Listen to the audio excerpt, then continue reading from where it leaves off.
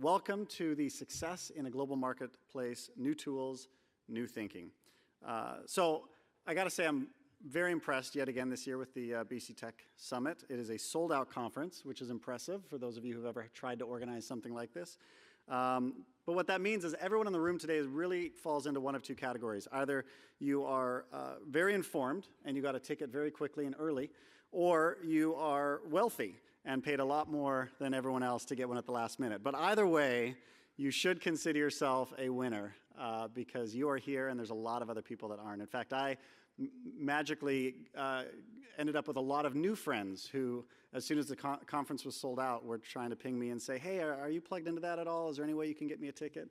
And unfortunately, the answer was no. So they are no longer my friends again, unfortunately. I was hoping. But let's make the most of this opportunity, shall we? I'm Lane Merrifield. I'm a BC-based serial entrepreneur. I'm currently the co-founder and CEO of FreshGrade, which is an educational assessment platform.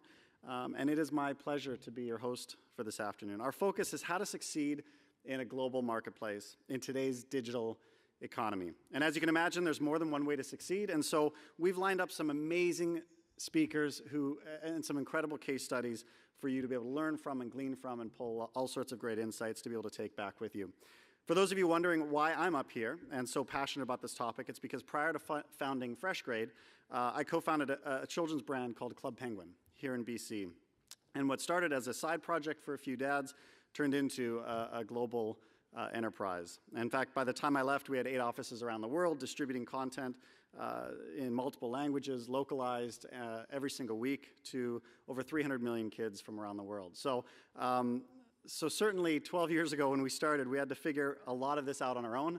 A lot of the concepts and conversations we're going to be having today didn't exist 12 years ago when we were first starting.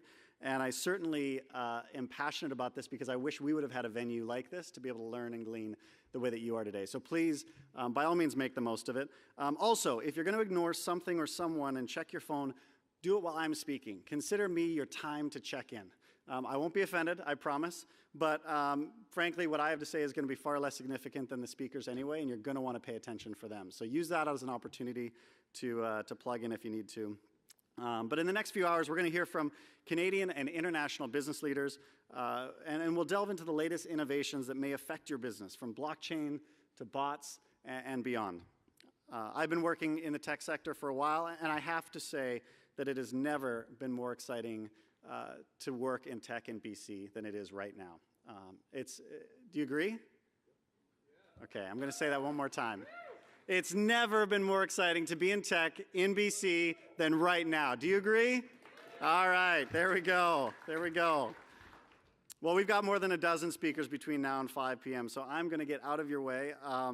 If you want to learn more about the upcoming presentation and our speakers, please check out the mobile app if you haven't downloaded it already. Also, check into this session if you don't mind. It just kind of helps the organizers know who's here and keep track of what's going on. Also, some of the speakers may use the live polling in the app, so make sure you know where that's at and keep it handy. But we're going to begin with blockchain. What blockchain means in the global economy. We are joined by the author of The Business Blockchain. He is also an advisor, investor mentor, and coach to tech entrepreneurs. Please welcome William Mougayar.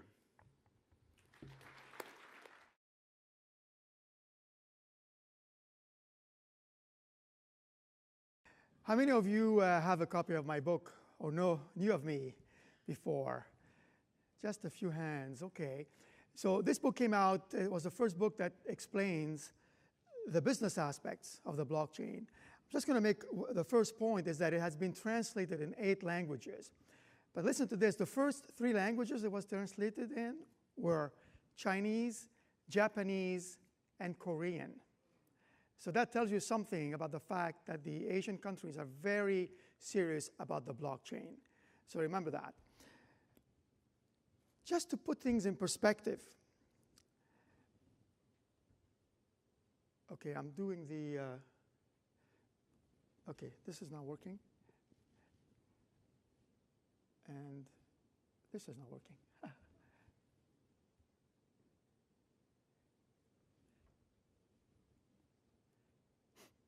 It may be from this end.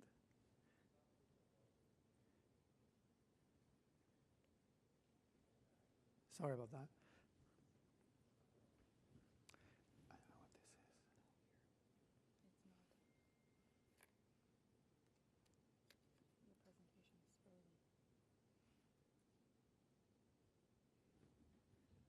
That's my dog.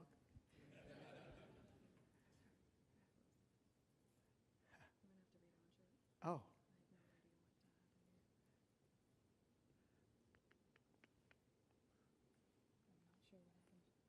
Okay. You think it froze? Oh, it's right now.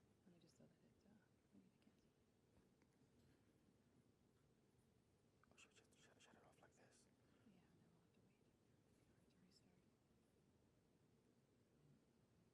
Okay, more people are coming in, so this was a good thing that we just delayed the presentation because 10 people just walked in.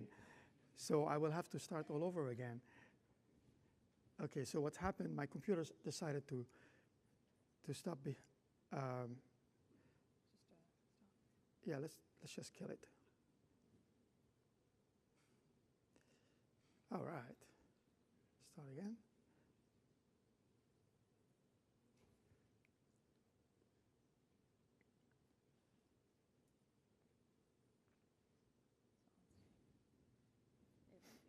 Okay. Just give me a second.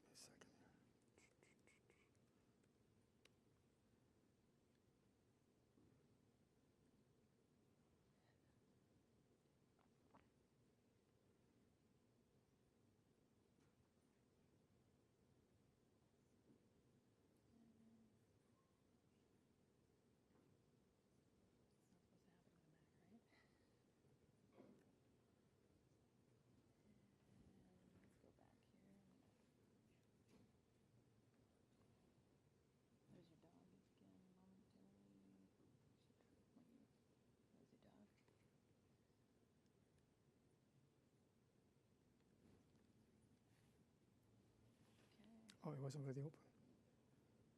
It's opening. Let it. Oh, close that one. Recovered file. Just click skip. And close the second presentation. Should we go with recovered? Close this one, yeah. This one? Yeah. Don't save. And then open that one too. Yeah. All right. So I was saying, I'm going to talk to you about the importance of the blockchain in the global economy and what it means to you in general. Just to put things in perspective, let's start by talking about where the blockchain fits in the whole era of different technologies that we know about. And if you put this in perspective, if you think about the internet, what did the internet give us in the last 20 years? First, it was email, and then it was a publication platform, so anybody could become a publisher. And then we got into e-commerce, and recently we got into social interactions with LinkedIn, Facebook, and Twitter. So really, the internet was really about the information age. The web facilitated the exchange of information. And in contrast, what the blockchain is going to give us now, perhaps over the next 2 decades, it's going to be a new platform for the exchange of value. So what the internet was about information, the blockchain is going to be about value. And it's about the movement of value without intermediaries. So as a starting point, let me give you one definition of the blockchain. It is, at the essence of it, it's a new technology that enables the peer-to-peer transmission of electronic value without any intermediary. So that is really the novelty. The novelty here is without an intermediary. Because you're going to think about this and you're going to say, well, what's new about this? We can already exchange value and money between two people. But in reality, you are doing this via an intermediary in the middle. That could be a bank, could be PayPal. Anybody really is doing it via an intermediary. And the reason why we can do that, the innovation of the blockchain came about with the invention of Bitcoin. In 2008, a mysterious person by the name of Satoshi Nakamoto published a paper, and he solved a problem that was called the double spend problem, also known in the computer terms as the Byzantine's general problem. I'm going to explain that to you very quickly. The double spend problem is the following. Suppose I take a picture of the audience here on my phone. and I send it to somebody else, I still have a copy of it. But if you think about it, if this was money, if I wanted to send money, I can't just still have a copy of that money as well. It's like if I'm giving you $1 from my pocket, you have it, I don't have it anymore. But electronically, we could not do that. We could not do that without having somebody in the middle. It sounds trivial, but it's not. So what the blockchain did, and Bitcoin specifically, it solved this problem, and it's represented by, in computer terms, they call it the Byzantine general problem. And here's the situation. There are 9 generals that are surrounding a hill. They have 500 soldiers, and they have to attack a village. But the general above them has to give them a message to tell them exactly what time the attack is going to be. But he has to make sure that there is not a traitor in one of those generals. Because what if one of the generals changes the message, and instead of saying, well, let's attack tomorrow at 9 o'clock, what if he says, what if that traitor is the 5th general, and they say, let's attack at 8 o'clock? So only half of the armies will attack, and they will lose. So the problem is, how do we make sure that a message can go from one person to another without being compromised? So they came up with the following. So they said, what if every general, just before sending the message, has to spend 10 minutes solving a very complex exercise? They have to write something for 10 minutes. And then they enclose the message, and then they send it. And then the next general has to do the same thing, spend 10 minutes, and then enclose the message, the third one, and so on. So what happens if the 4th general wants to cheat? They would have to spend more than 10 minutes undoing the other messages from before, undoing the other 10 minutes that was spent writing this very complex thing that really takes 10 minutes. And the messenger has an instruction to leave. If the message is not ready in 10 minutes, it means the general is trying to compromise it. So they will leave. That general's vote or message is discarded. So this is really the principle of the blockchain. Now we can send information from one person to another, and there's nobody in the middle, because the general has to rely on the messaging from one to another. So yeah, there's a bit of gaming in here, and there's a lot of cryptography. So really, for the first time, what the blockchain did is brought together 3 fields of cryptography, because everything is secured, the field of game theory. This was a game here. The game is that it takes longer to break the difficulty level of a specific task than you have time to transmit it. And this is how Bitcoin works. Every 10 minutes, all the transactions around the world are checked against each other, and then we move on to another block. So all the blocks are reconciliated every 10 minutes. And the miners are the ones that make that validation possible. And the third item is software engineering, because this is all about programmability. So the blockchain is a highly programmable set of technologies.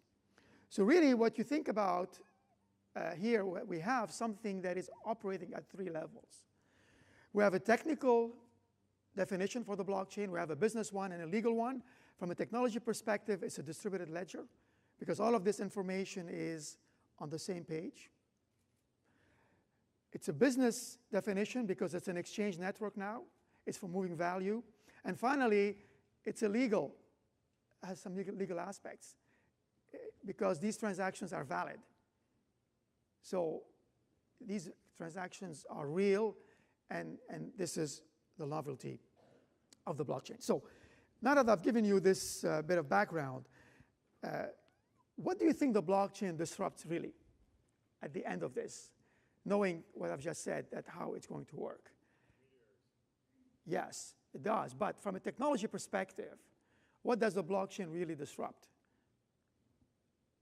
The database. Exactly, the database. If you think about it, everything today runs on databases.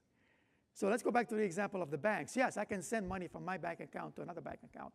But in reality, it's all done via databases. The bank has a database that has a record that points to my name and says I have, let's say, $100.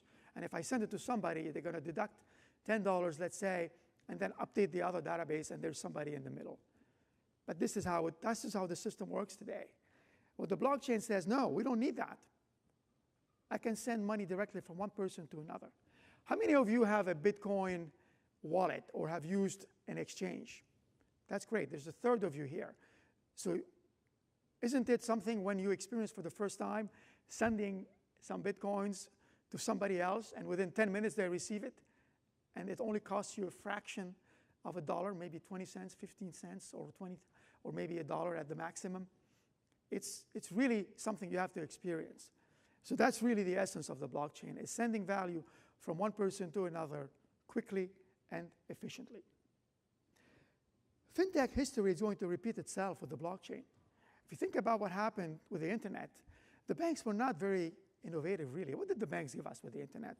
They gave us online banking, so we can check our balances. We can buy stocks online. We can pay bills online, for sure, so we are leaking less stamps. But there wasn't too much innovation. So what happened in the early 2000s, companies like PayPal started to emerge. And they took a chunk of the payment business. And now we have loans companies that are taking a chunk of the business from banks. We have investment companies, and a whole slew, billions of dollars are being invested in companies providing financial services around the banks. And this has been going on for the last 15 years. The same thing is going to happen with the blockchain. This is a landscape of blockchain companies in financial services that I put together about a year ago. And there were close to 400 companies in there. So the same thing that has happened with Fintech is going to happen with blockchain, is happening today with blockchain. Yes, many of these are small companies. Many of these will not make it. But some of them will make it and will become the next PayPal and the next Wealthsimple and Grow and others. This is how the blockchain sees itself. It's really new technology. If blockchain was a car, it would be a Tesla, really, because it's all new. It doesn't rely on old technology. So if blockchain sees itself like this, how do you think blockchain sees the banks compared to the other car? But this is how banks see Bitcoin. They say, no, it's not going to work. Banks don't like Bitcoin. Why? Because Bitcoin is a public network. Money is really exchanged on a public network that nobody controls. Thousands and thousands of computers really run the network in a peer-to-peer fashion. 6,000 to 7,000 to be exact. And they all work together. But the banks are regulated such that they cannot use a network that they don't control or have a part ownership of. But in reality, it's a very proprietary set of networks. But where blockchain is, I'm not going to say really it's a Tesla today. It's really getting better. It's not totally a very old car, but it's getting better. It's getting faster. Of course, it's not perfect, and we're still in the early days of the blockchain. So I'm going to talk to you for the rest of the presentation about 6 areas that the blockchain is disrupting, and have you think about those, because each one of them is going to affect you over the next year, the next 3 years, 5 years, certainly over the next 10 years. First one is cryptocurrency. So cryptocurrency is one application of the blockchain. And Bitcoin is the most known cryptocurrency. And what is cryptocurrency? It's just like any currency. Think about it like a foreign currency. But it's all running on the blockchain. It doesn't need somebody in the middle to be moved. And it's not just the coin itself, the currency aspect. A lot of financial instruments are being derived based on cryptocurrency. So in the same way that we have many financial products that exist today, like derivatives, options, specific stocks, commodities, bonds, all of these are going to move to the blockchain, either as a replica, so you can have like a real asset, it has a replica on the blockchain, and it's connected, or it could be a native, what we call a native asset that has been created on the blockchain and that is meant to move at the speed of the blockchain. And many companies are creating these kinds of networks. To see what I'm talking about, you have to go to a website called coinmarketcap.com. It tracks all of the cryptocurrencies that can be traded. Today, this is from this morning, Bitcoin is about $1,240 US. The second largest is Ethereum. How many of you have heard of Ethereum? A lot. It's been in the news a lot lately. I'm on the board of advisors. I advise them. I've been involved with them since day one. They started at 15 cents. It was founded by a Canadian who was 19 years old. Vitalik Buterin is 22 now. And Ethereum is just doing very well today in the market. It's a decentralized development platform where a lot of engineers are writing applications based on Ethereum, the blockchain. All of these, the top 100 cryptocurrencies, the value is close to $30 billion today. You might think it's not a lot. Yes, it's not a lot in the grand scheme of things, in the grand scheme of financial services. But this started out of nothing. It was zero a few years ago. Last week was crazy. Last week, all of these coins gained $4 billion in value, US. The second most important application of the blockchain is what is called the distributed ledger technology. And this is the part that enterprises really have latched onto. It's like big companies don't like to be disrupted too much. So they look at this blockchain and they saw many things to it. So they picked and they chose what they like and they ignored what they don't like. So they didn't like Bitcoin. They don't like any other aspect. They say, well, we like distributed ledger. So let's call it DLT. So they latched onto it. And DLT, let me explain this to you in a very simple analogy. How many of you use Microsoft Word in your work? Half of you. I mean, this is outdated. I mean, sorry to say that. I mean, think about it. When you are sending a Microsoft Word document to somebody, suppose that you want to share that document and you want the other person to make changes to it. What happens to that document while the other person is making changes? It's locked out of your sight. You don't know what the changes are until that person returns them back to you. So this is kind of how databases work. The banks, there's always a delay between the clearing and the settlement because databases have to synchronize. Whereas if you are using Google Docs, how many use Google Docs on a daily basis? Less than Word, still maybe a third. Google Docs, the document is in the cloud. So when you send it to somebody that needs to make changes to it, you see the changes as they are being made. It's all real time. And it's only one copy. There are no multiple copies. Everybody is in sync all the time. So it's the same thing with the blockchain. Everybody has the same balance, has the same view of the balance. And that's how it should be. Next one, proving things, proof of X. The blockchain is a great record-keeping platform. When you write something on the blockchain, that's it. It's time-stamped forever. It is irrefutable, immutable, and undestroyable.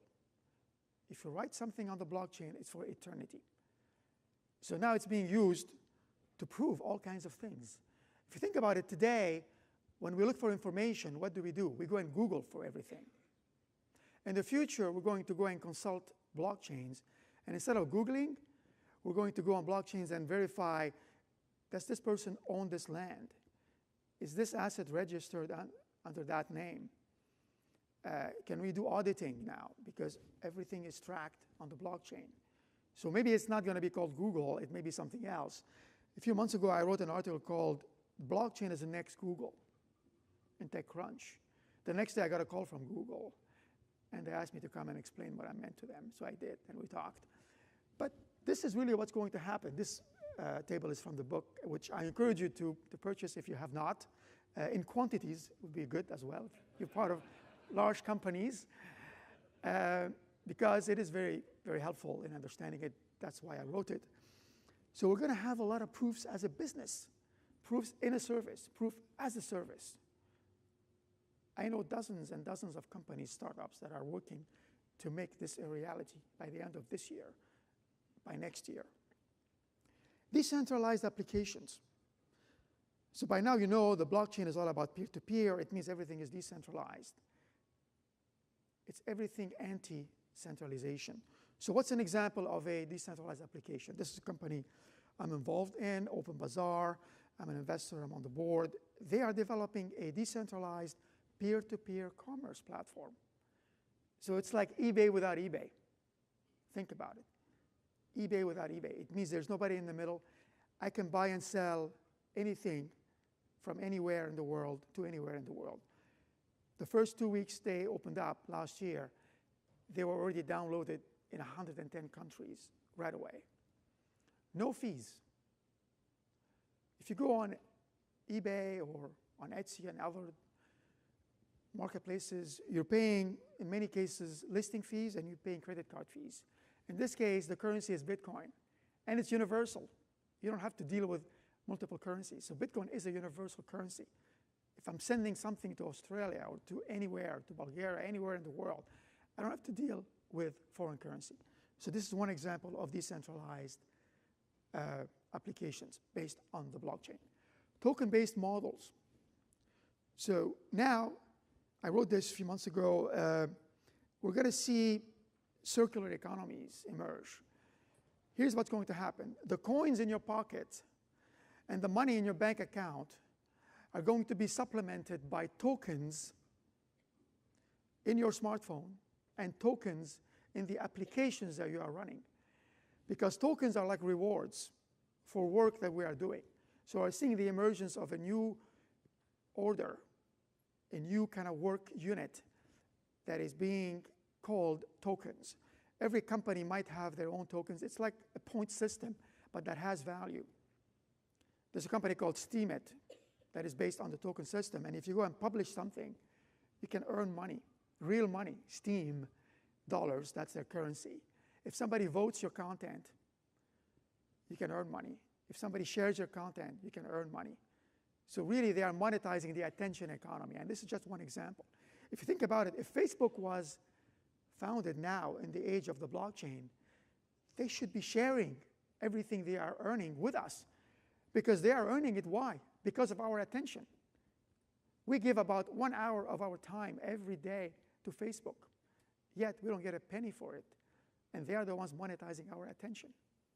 Maybe it shouldn't be that way in the future. There are at least half a dozen companies I know that are working to disrupt this model and to have a content-based platform that is decentralized, that is based on the blockchain, where participants earn when they publish and when they give attention.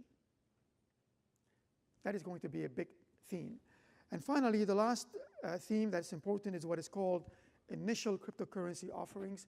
And this is in contrast with initial price offering, which means when a company goes public, they price their stock. But here, companies are raising money from the crowds initially, and they are creating a new coin.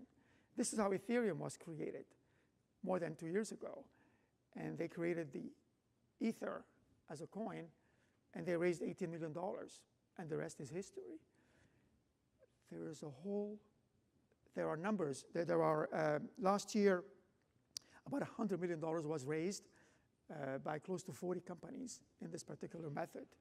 And you can go to websites and follow these cryptocurrency offerings. And you can participate, you can buy them. You can buy $10 worth, $100, $1,000. There's no minimum. Anybody can participate. And you'd be helping these startups, basically. And this is the beginning of something new that's going to be very big in the next few years. We still don't have all of the answers. Who will be the next Google of the blockchain? We don't know. Who will be the next Amazon of the blockchain? We still don't know. Who will be the next fill in the blanks? I'm not just picking on Amazon or Google. When will the first bank accept cryptocurrency? Actually, there was one bank, Santander, last year that decided to accept Ether, not Bitcoin.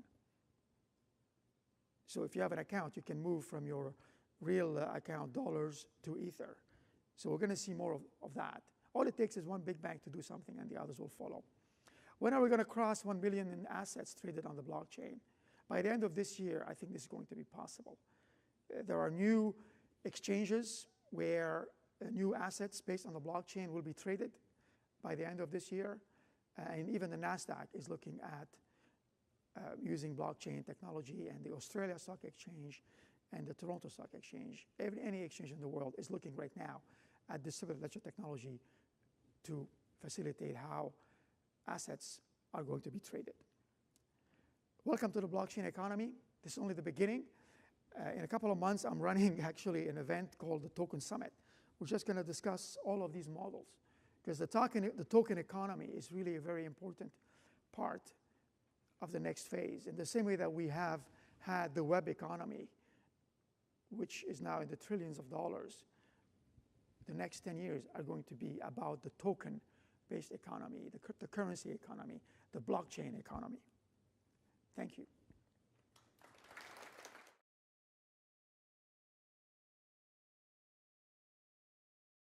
Thanks, everybody. It's great to always great to be in Vancouver and a terrific crowd. So I'm Sean. When I started writing about tech the first time 19 years ago, the World Wide Web was new. Google was a Stanford science project, and Mark Zuckerberg was 14 years old. That tells you a bit about how old I am. There were no smartphones, and the biggest question the average person had, as you all remember from tech, is how can I get rich off the internet? Now the biggest question for tech is, will I still have a job in 10 years? The evolution of technology is having an enormously disruptive impact across many sectors of the economy. Obviously, banking, finance is one of the biggest. We've seen, as William pointed out, the rise of Fintech companies that are positioned to steal lucrative pieces of business from the banks. They've raised tens of billions of dollars in financing. I think it's something like 70, counted, I think it was 72 billion in the last 2 years alone in venture financing. A bunch of them have gone public. McKinsey just recently said that digital disruption could put 25% of bank profits at risk over the next 3 years. Regulators are starting to loosen regulatory frameworks to accommodate the newcomers. Gabriel's boss, Dave McKay, head of RBC, recently said they'd be shifting 40% of the bank's tech spending, I think it was, to innovation, things like AI and the blockchain. So as we'll hear today, not all fintechs are foes. Some of them are friends as well, offering digital tools to help the banks, other financial institutions compete more effectively. So we're at an interesting point. Are the fintechs trying to slaughter, serve, or sell out to the big banks? The other disruptive force, as William started to talk about, or talked about just now, was cryptocurrencies and blockchains. Making a frictionless financial system a reality. So far, I think you could argue that the impact's been fairly small, but it's very interesting. There's an article I've got here, if anyone's interested, that was just in Harvard Business Review. The title was, "The Blockchain Will Do to the Financial System What the Internet Did to Media," as you pointed out.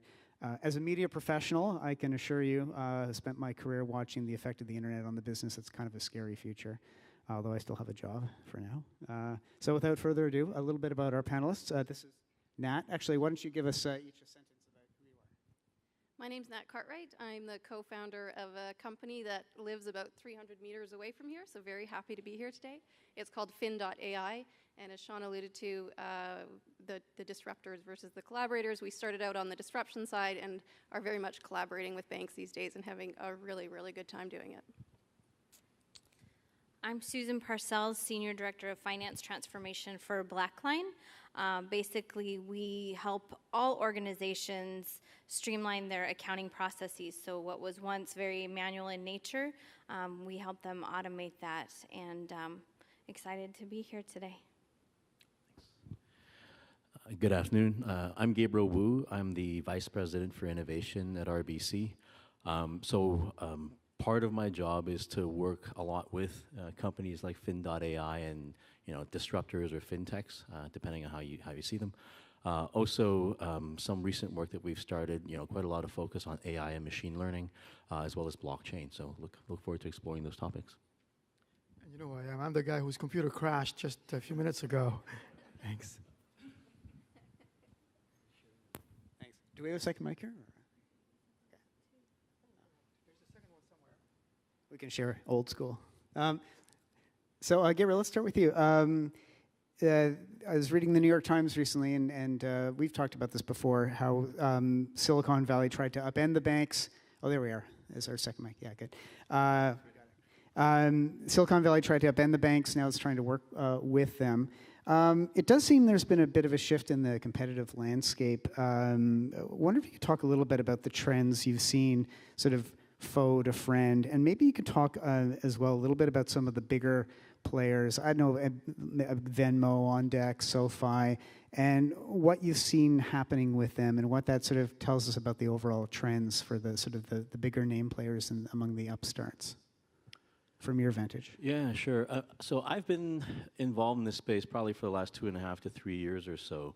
I think certainly in the public conversation, there's been this shift, right? And in large part, many of the discussions earlier on were like, disruptors versus incumbents. Will they slaughter?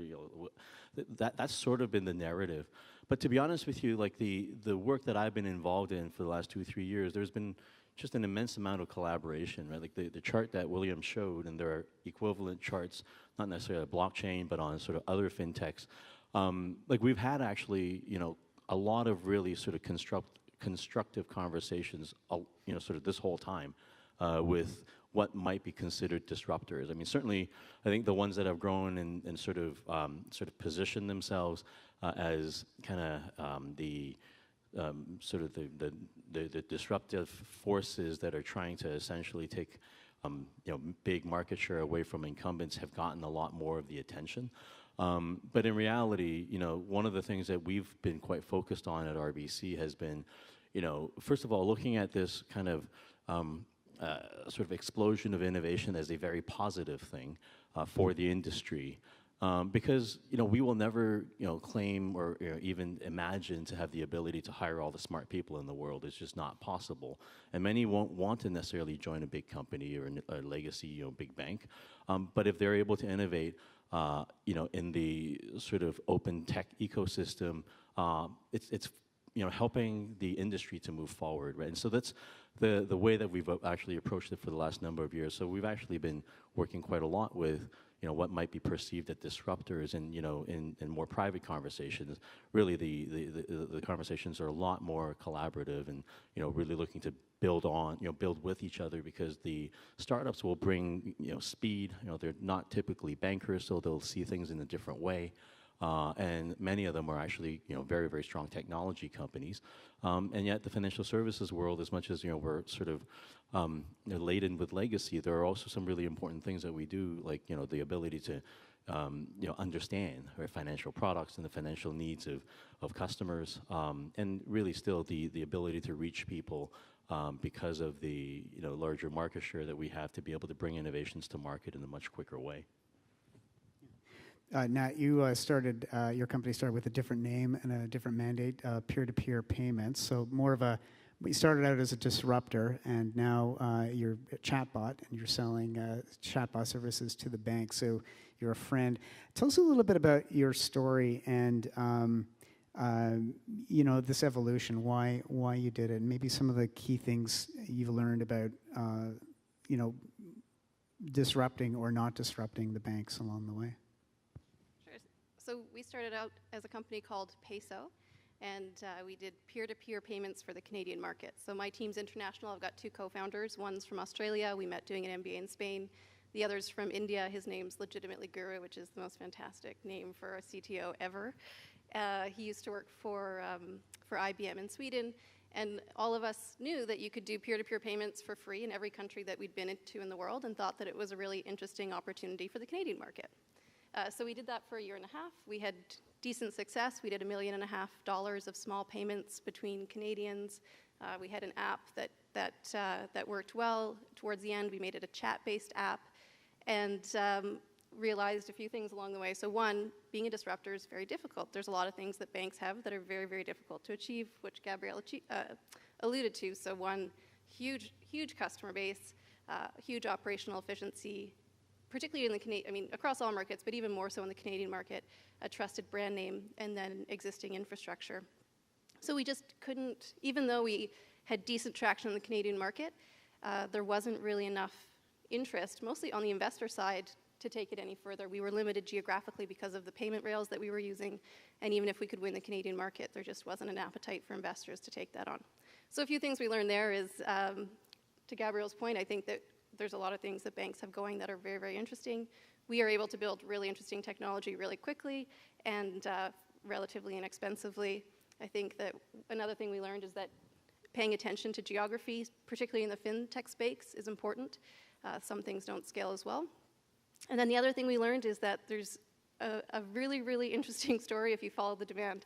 So we were doing this product, and our first client, who's ATB Financial out of Alberta, said, hey, we like this, we think it's kind of interesting, would you do it on a white label basis? So that's how we got going and evolved into chatbots. That was a year ago. So we build chatbots for banks on a white label basis, basically personal financial management. We're on this new wave where bots are becoming very popular. And once we built that for one client, we own all the IP for it, we were able to resell that, and it's just been a bit of a whirlwind of a year from here. So it's been fantastic. At the moment, we're working with banks across 4 continents and are growing our team pretty aggressively. So it's been a really, really good roller coaster ride for us, but definitely a fun one. Susan, Blackline started out helping companies automate work done by around financial closing. That means your company's done a lot, I guess, from the early days to position itself as an enabler to incumbents and a friend for the Big Four auditors and lots of other auditors. What are some of the lessons your company has learned from kind of warming up the market that other fintechs could apply in approaching business? I'd say the biggest one is to be patient, because whenever we're trying to change things, obviously folks are hesitant to change, so having that patience. But also, it goes back to as soon as you get that first client on board, or you get that first person to buy into what you're doing, as long as you really work with them and make sure that they're getting the most out of it, then they're going to tell their friends, who are then going to tell their friends. And suddenly you find yourself in this position where a lot of people start to understand what value you're trying to bring to the table. And I think that that's kind of the biggest thing right there, is just making sure that you have a good alignment with your clients, really understanding their needs, and then getting them to share that.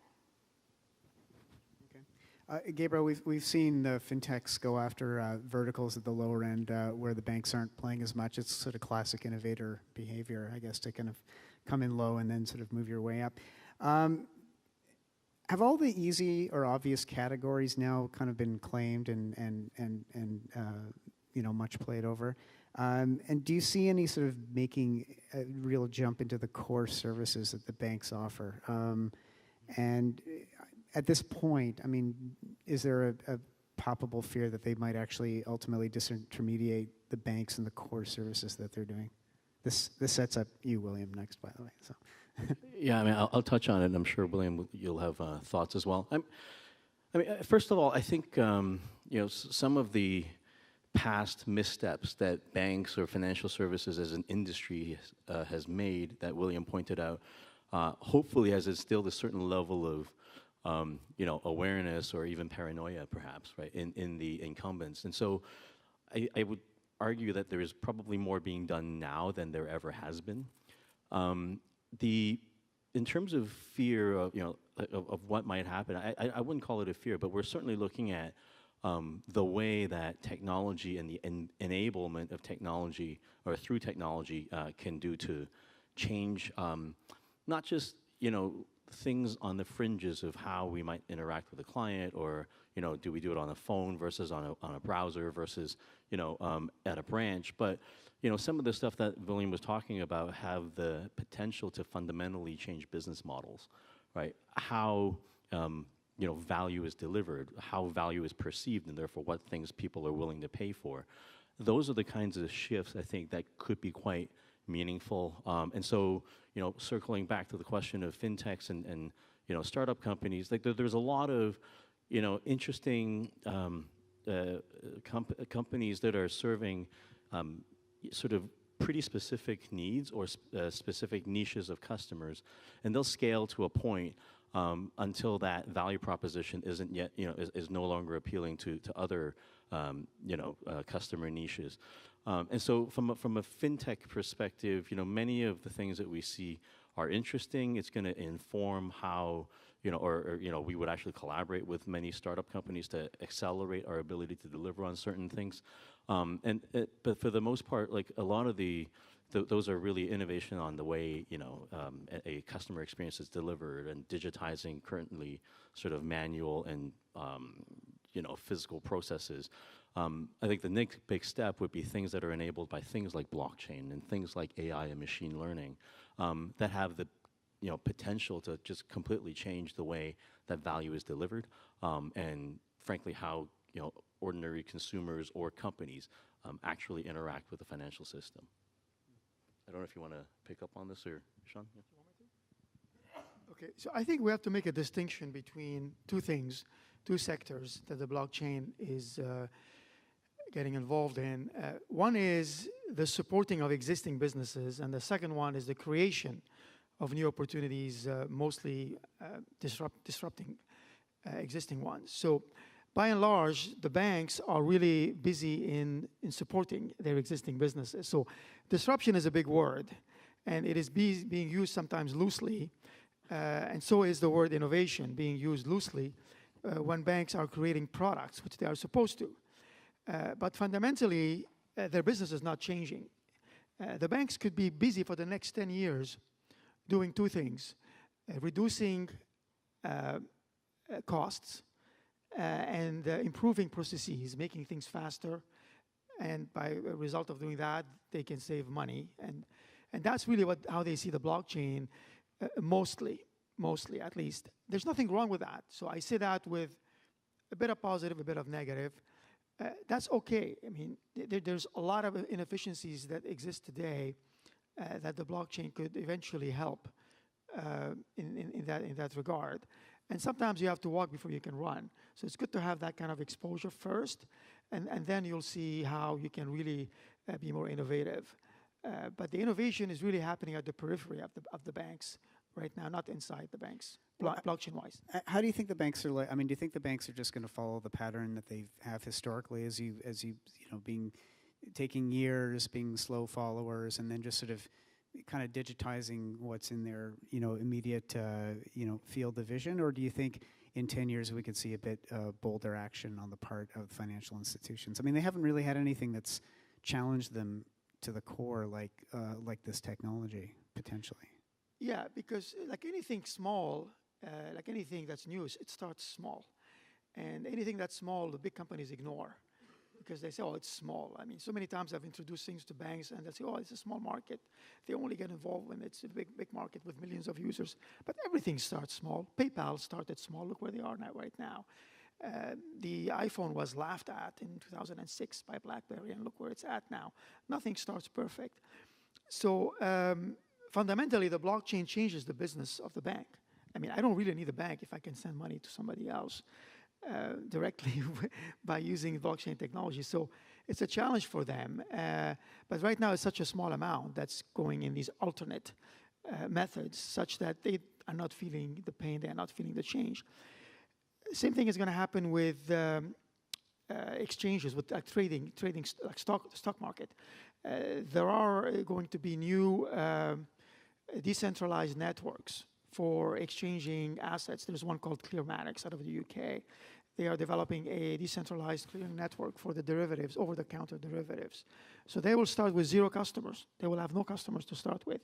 So they'll bring buyers and sellers at the same time initially. So these are the kinds of new networks that we're going to see emerge.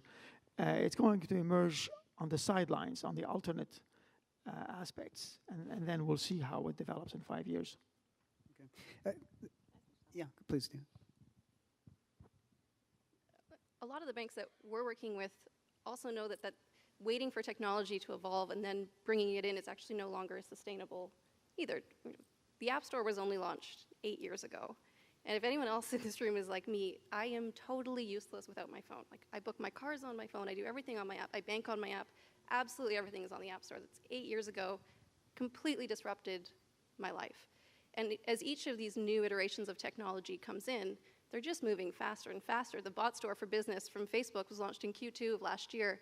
Still not in the general public, it's still an early adopter thing, but 30,000 bots were built on the store last year. We're starting to see banks launching full feature banking, not just from us, but lots of other places. And I think that, not just from banks, but I think this is going to be true across technology in general, is that luxury of waiting for technology to be fully evolved and vetted and tested, and you can bring it in and have a 2-year plan, and everything's going to be set and dialed, is just, you're going to be too slow. And we've really seen our partners react to this in a very significant way, in that they're actually reorganizing to change the culture, where they're saying, we no longer want to bring in technology in a waterfall approach, but in an agile approach. We're going to build it up slowly. We'll manage the risk by not releasing it to all users, by doing other things. And frankly, when we're looking for partners, we know that there's lots of banks that we can't work with. We had one client where it took them longer to negotiate the contract. It took about 2 months to negotiate the contract, and it took us 1 week to build the proof of concept. Like, it just doesn't work. But we've also had clients where they can keep up speed. They've found ways to kind of let go of the security concerns, the crazy master service agreements, all kinds of overhead until further down the line. So I think that industry has to evolve to keep up with technology, and these types of partnerships are a really effective way to do that. I recently waited about 2.5 weeks to get a quote approved by a financial institution. I think they sent it by mule. Susan, we're talking about companies at the very bleeding edge of technology here. Tell us a little bit about your customers. I mean, are they delving into these new financial technologies beyond what you're offering them? I mean, what's the view? Are they scared? Is it game on? I mean, what are some of the responses you're seeing? I think that it's still very much a mix, especially given a lot of the folks that we deal with are finance and accounting folks, and traditionally they tend to be very conservative, especially around risk, right? Anytime you're talking about exchanging financial data, financial money, anything like that, of course, there's always that concern around making sure that that data is secure, making sure that that data is accurate. However, I also see that, just like with anything else, I mean, when you were talking about embracing the fact that we all rely on apps on our phones, right? Businesses, and I think across the entire business, we see more and more the organization as a whole embracing technology around the different activities that they're doing. And I think we're starting to see other departments and other folks saying, you know what, okay, you're right, this is really silly. Why am I still manually performing reconciliations? If these transactions are going to go through and can automatically be reconciled, why not do that? So I think that, you're starting to see more and more folks open up, and it's amazing how once they start to see some value in that and they get comfortable that, okay, that data is secure, this is doing what I want it to do, what else can I do? And that's a lot of the benefits that we see and a lot of the demands that we start to get, because they get in there and they go, okay, well, if you can do this, how about this? Well, what about this part of our, financial activities? Can you do this? Right. I mean, enterprises are just composed of a whole bunch of consumers who are using these things. So, I mean, we're all coming into all aspects of our life, whether it's healthcare, government services, and say, oh, why can't it be this fast? Why can't I download this and that on demand? So, when you look at the last 20 years, you see these sort of breakaway, ginormous players that have come, whether it's Google or Amazon or Facebook, whatnot. What's going to be where do you think we're going to see that? I'll throw this out to all of you, actually. Where do you think we're going to see that big, galloping monster winner in fintech, or is it bound to follow a similar pattern that we've seen elsewhere in the digital world in the last 20 years? Anyone want to start with that one? I mean, I wish I knew. That's really the crystal ball question. So I'm not going to hazard a guess like what the company is or what it might look like, but I do think that the topic of today, right, like when we talk about bots, really what we're talking about is AI, and the underlying advancements that have been happening in that space will be a fundamentally transformative kind of technology, or even call it a science. And then the other is blockchain, right? Like those are, in fact, I mean, you mentioned Dave Mackay earlier, our RBC CEO, like he was asked earlier this year, what are the sort of transformative technologies that you think will reshape not just banking, but commerce? And those are the two things that he cited, right? And the reasons are the following. I mean, AI, there's so much scientific research that's been happening in that space for the last 20 years, and it stayed as theory until the last, handful of years, like 4 or 5 years, when, it's really the convergence of just massively higher powered and parallel compute capacity with the amount of data that's being generated. And by the way, more and more so now, ability to basically be connected anywhere, this notion of IoT, all of those trends come emerging to actually prove that many of the AI theories that have been developed over the last 2 decades are actually quite powerful, and we're starting to see the realization of that now. And really, I don't think that any one of us can actually forecast where that's going to go, but that is a transformative force, and you can sort of start seeing that this is where Google has made their big bet, right? Like many of frankly, all their services now are powered by some form of artificial intelligence. On the other side, like blockchain, I mean, we talk about, and William sort of laid out really well, all the different ways that you can think about blockchain. But I think the base of it is a massively distributed technology that enables sort of the trust where trust currently doesn't exist, right? And so that's why I was sort of alluding to earlier, like what are then the new businesses and the new business models and interaction models that can happen if you didn't have to know somebody on another continent, but you can trust them, right? And that the system can instill that trust. And so it doesn't just have the potential to disrupt, financial services. Certainly, it's something that we're looking into very, very sort of deeply. But think about, the sort of the disruptors right now, the Ubers and the Airbnbs and those platform companies. They're really orchestrators, right? Like the example, William, that you showed is really painting a world that you actually no longer need those as conveners or orchestrators, right? All of this stuff can actually happen just on the blockchain. So that's another, that's where I see, sort of keeping up on these 2 particular trends being really, really important for, really anyone that's in this space. Yeah, I would add that the following: keep your eye on your smartphone. The trend, it's an ongoing. It's mobile. Everything is going to be delivered in a mobile manner. So the smartphones are going to be more and more powerful. And even if we talk about the blockchain, the best applications that are coming up, you won't even know there's a blockchain behind the scenes, because blockchain is a very technical word. I didn't cover that aspect in my presentation, but think about the blockchain like the internet. The internet is very technical.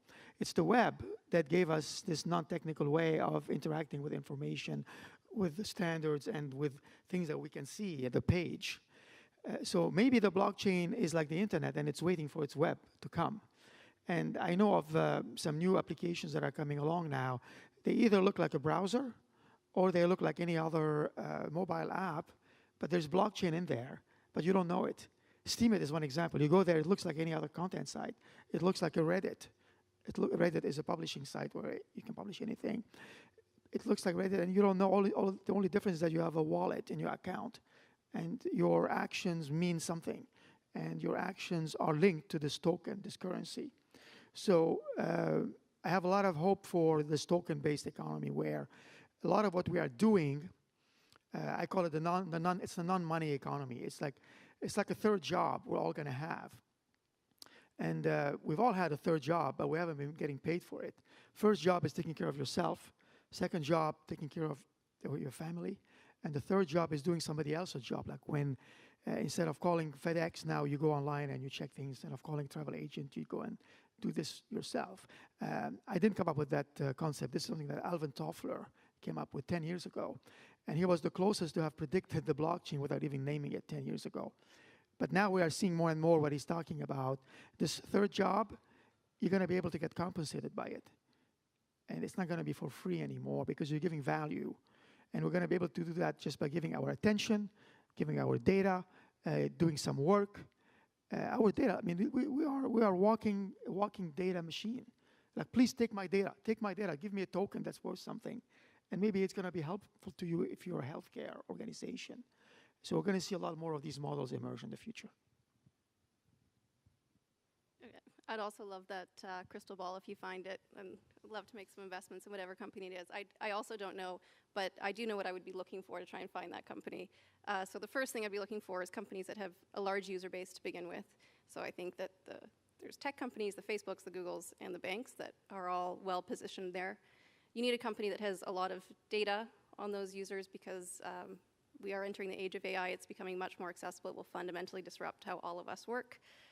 pretty quickly. It'll fundamentally disrupt how services are provided to us. The level of personalization that we should see across services should be much, much better in the coming years. So we want, I'd be looking for companies that have a lot of data on their users. And then the third part, which I think is going to be the biggest differentiator, particularly among the banks, is who's actually able to move quickly enough and iterate fast enough to take that data and to generate great systems and processes and products for their end clients. So I think we're going to see a differentiation in the banks in terms of who can actually take what they've already got and use it. And I would not be at all surprised if in the future you can do your full banking through Facebook. I think that there's a lot of, particularly the younger generation, that would be entirely comfortable and happy doing that. So I don't know, it's out there, but it's very, very fun to be a part of. It's really cool to see how fast people are moving and how much the industry is changing.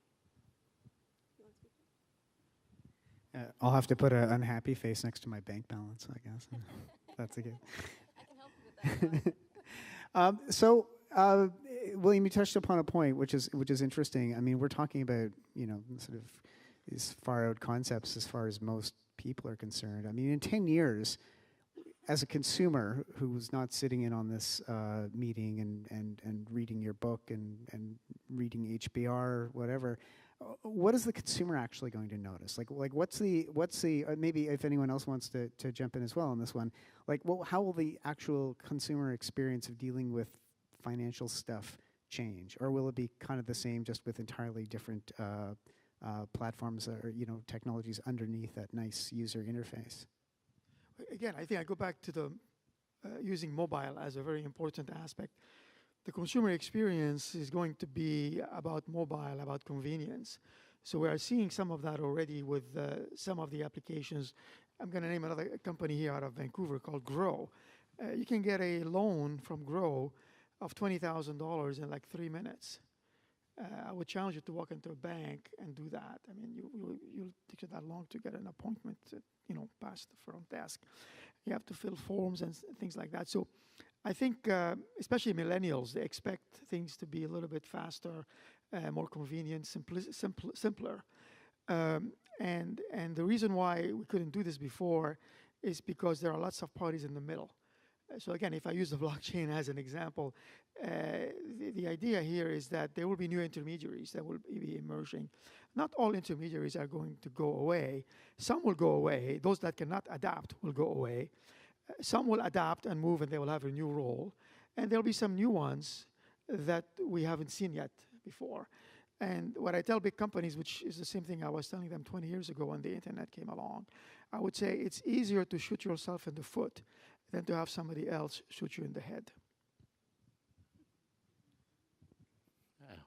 I don't know how to follow that up, but I guess I would like to actually pick up on what Nat said, right? It's I don't think anyone, like even as someone that works at a bank, I mean, I think we're pretty realistic. We know that people don't like doing banking. It's not, the thing that they look forward to doing when they get home or on the weekend. I mean, it's a chore, right? So there are a lot of things that really ought to be able to just happen, right? Like just happen in the background. And so this idea of being much more personalized, because we know more about you and because of the ability now for us to be able to better predict your needs, will be a constant theme, I think, as you see sort of new banking services and products emerge, to the point where, I mean, you mentioned Grow. You still need to go and apply and, wait to see, even if it's 3 minutes. You have to first recognize that you need this loan, right? There's got to be ways of actually being able to predict and basically say, hey, look, you've got sort of, this is your cash flow, these are your spending needs, and sort of this is what we can anticipate if from your income based on history. You might need a bit of sort of a bridge facility or something, right? I mean, that's the kind of stuff that we should be able to predict and offer up, and then for a client to then say, hey, I didn't even have to think about it, and I can now just click to say, yes, okay, I would like this. Now, we're not there yet, right? But companies like Grow and other fintechs are sort of, in a way, showing the way for the big banks, and through partnerships, working with companies like the fintechs. And many of them are Canadian. We're hoping to be able to get there much more quickly. Yeah. I think what will be interesting to see is how long it takes for people to then trust, to be able to do things where it's not going into a bank, right? I know it took me forever to even get my dad to transfer money back and forth. He loaned me money once when I first bought my house and said, okay, well, send me a check. I'm like, no, Dad, I don't write checks. I don't even have a checkbook anymore at this point in time. I'll just transfer it to you. Ooh, no, I don't want you to transfer it. Now it's nothing. But I do think it's still, as this evolves and as this changes, it'll be interesting to see how, I think the millennials will embrace it completely because, of course, they love their technology. But it will be interesting to see for others how quickly they are comfortable with that.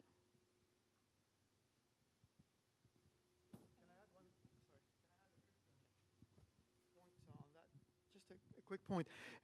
What I'm seeing is that one scenario is that the banks are going to become more and more as back-end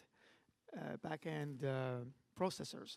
So if you think about it, when you use Uber, for example, it just pulls the money from your account, and you're just using the service. If you have an Eventbrite event, for example, you just tie in your bank account, and if you're selling tickets, let's say, it puts the money in your bank account. You don't have to do any interactions. If you're using Apple Pay, you just swipe it. It pulls money from your account. And there are many examples like that where we are. I'm not saying the banks are going to disappear.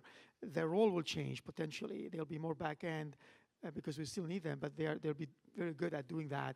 And more front end services will be the ones that we interact with from a financial perspective.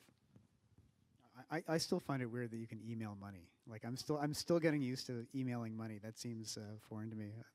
Makes me an old fogey, I guess. The branding and marketing on that one probably wasn't done very well.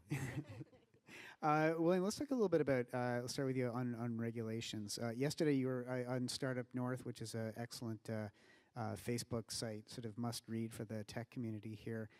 You were quite critical of the OSC. I'm going to quote you.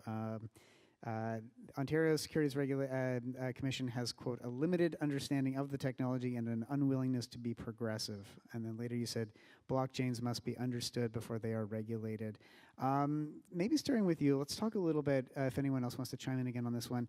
How are the regulators coming along or not with all of this change around them? I mean, regulators are not always the fastest foot when it comes to this stuff. Okay, here's what's going on. Those that are not doing anything, it's great. This is what I would suggest right now. If you look at the US, some of you heard the ETF decision was like a no decision. They didn't do anything. They left it alone because this thing is very new still. It's like, suppose we had regulated the internet in 95 and 96 when it was a baby. You cannot regulate something that is just emerging, that is still changing its shape. Wait until it gets a little bit bigger. Wait until we see how it's going to look like, and then you can start to regulate. But my second message to regulators is not just not do anything yet, but also innovate yourselves. Technology is all about innovation. So we should expect the regulators to also innovate themselves and to come up with new regulation instead of always applying the existing regulation to the new technology. So what I heard the OEC saying is, hey, we already have our existing regulation. Here's this blockchain thing. Warning, warning, warning. It doesn't fit because this is how we regulate, and we want to protect the consumers. So it was a bit of a confusing message more than anything, not as useful. It's going to have some startups think twice about being close to this environment. So it's better to just say that we're studying it. We want to see the innovation emerge, and then we are willing to update our regulation. I didn't see anything that said, we are going to update our regulation because regulations need to be updated. That's the only way that we're going to evolve. And some of the progressive regulators in the US know that they have to now accept record keeping that is coming from the blockchain. There are standards that already exist. You just have to say, no, yeah, we're going to accept that the fact that if a transaction came through the blockchain, we're going to recognize it. This is a very simple way of showing a willingness to update the regulations. So I hope more regulators, I mean, imagine if every regulator would have their own way to regulate the the blockchain sector. There are more than 200 of them in the whole world. And each one will have its own way to interpret how they want to regulate. It's going to create a big confusion. It's like more flavors of ice cream that you can think about naming. So imagine if we had done the same thing to e-commerce. We didn't do that.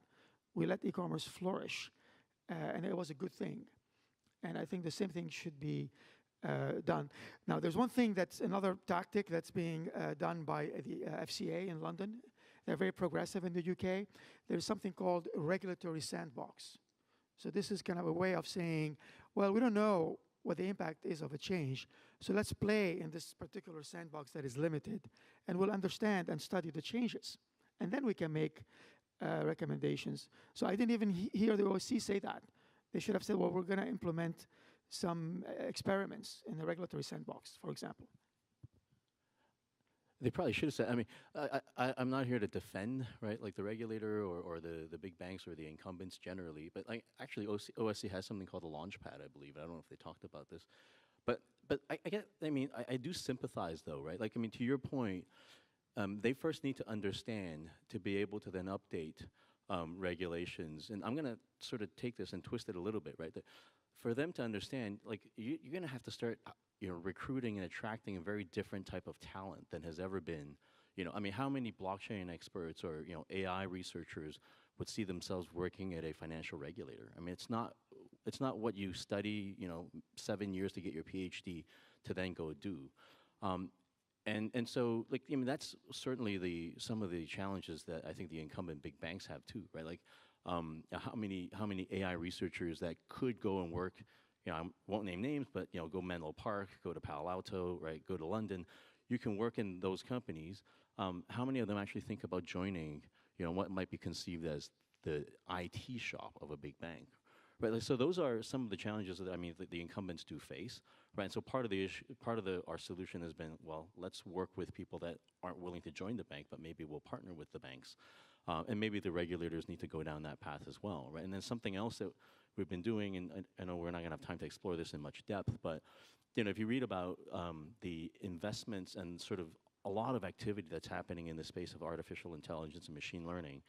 Canada is actually a leader in this space. Like Canadian universities like U of T, University of Montreal, University of Alberta have trained basically the scientists that now run some of the top AI labs in the world, right? None of them, well, all of them in other countries other than Canada, right? So that's the type of talent that we actually have to find ways of retaining in the country. Find ways of getting them to apply their skills to regulations, government, policy decision-making, big banks, other incumbent industries, to actually really take this stuff and really move it forward, right? And because that's something that I'm quite passionate about, and as I sort of touched on in the beginning, is becoming more and more a focus of the work that I do at RBC, right, from an innovation perspective, but also from the perspective of to the extent that RBC as a corporate leader is able to influence these discussions, we're very much out there and talking about it. So I didn't want to lose the opportunity to be able to bring this up today. One quick final point, actually. A nod to BCTECH and this beautiful city. Financial services has been very concentrated, of course, in cities like Toronto, New York, London, Frankfurt, and whatnot. We're talking about distributed ledger. Do you think in the future the financial services sector will be more distributed so that a city like Vancouver could actually emerge as more of a financial services force than it is? Or I mean, Kelowna or Fredericton and so on. Anyone have any quick thoughts before we wrap this up? Short answer is yes. I mean, like Vancouver has, I mean, like the ingredients are, having the tech talent, but also a pipeline of talent through good universities. So I think the answer is yes. It'll play an important role, certainly in the Canadian ecosystem. I think the challenge will be for policymakers, governments, to not try to spread like peanut butter investments across the country. Though we do have to pick, places where we would double down and triple down and really invest, right? And places like Vancouver, probably we should be investing more into. And like from an institution perspective, like RBC, we're looking at it the same way. It'll be difficult, right? Because the moment we do something in Alberta, then why aren't you doing something in also Manitoba? And then, but the reality is we have to pick our winners and really try to get those to become leaders in their space, not just in Canada, but globally. And that's how we're going to build sort of a lot more sort of gravity, I think, to the leading centers across the country. I think one thing that would make a difference, because right now there's not lots of activity here in Vancouver, and where it starts is with education. It's really going to happen at the university level. So if anybody wants to do anything right now, have more engineers graduate from universities in Vancouver, if Vancouver is the focus right now. And we're talking thousands and thousands and thousands. That is really where you start. You start by seeding the next young people that will be able to create these new companies. And that's the best thing that Vancouver can do right now, because it cannot play catch up. There aren't enough resources. There aren't enough developers. I'm sure some of you that are running startups, you have the hard challenge to find them. But let's start early on, even in high school. Now there are, I think the Premier has announced a program where they're starting to teach software engineering in the last 2 years of high school. And that's a very good thing. But it shouldn't be an exception. It should be taught in the same way as math is taught, in the same way as history and geography is taught. So programming, software engineering should be a part of the core from high school, and we should see more engineers graduate, and that's going to bring more innovation into the province. And I think it's worth mentioning, too, that Vancouver in particular punches above its weight when it comes to fintech. We all drink together, we all hang out together. There is a lot of good stuff happening, and there's the darlings that you see in the media, and a lot of us try and get media attention for strategic reasons, and there's lots of people who just don't care because it's not part of their business. They're building for banks or clients. So we should be very, very proud of what's going on in BC with fintech. Yes, we need more developers. I'd love to talk to any senior engineers in the room in particular. But when we're looking at how we can be a global leader, we shouldn't be underestimating what we're already doing, and we should be looking at how we can build not just for Vancouver and not just for Canada, but everywhere in the world. And there's lots of things that are really going well for us at the moment. So congrats to everyone who's working on it, and to banks who are participating in it. I think that's a great way to end off. Thank you so much.